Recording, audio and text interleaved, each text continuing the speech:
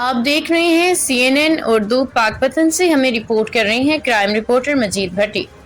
D P O Pakpattan Javed Chadhar کی جانب سے driving licence holder motorcycle سواروں میں ہیلمٹ کی اہمیت اجاگر کرنے کے لیے ہیلمٹ تقسیم کیے گئے۔ D P O Pakpattan Javed چدر نے ڈسٹرکٹ ٹریفک آفیسر پاک پتن عبد المجید کے ہمراہ بختیار کاکی چوک پاک پتن میں شہریوں میں نئے ہیلمٹ تقسیم کیے۔ چوک سے گزرنے والے موٹر سائیکل سواروں کے ڈرائیونگ لائسنس چیک کیے گئے۔ لائسنس ہولڈر موٹر سائیکل سواروں میں ہیلمٹ تقسیم کیے گئے۔ ٹریفک پولیس پاک پتن کی جانب سے موٹر سائیکل سواروں کو ٹریفک قوانین سے آگاہی بھی دی گئی۔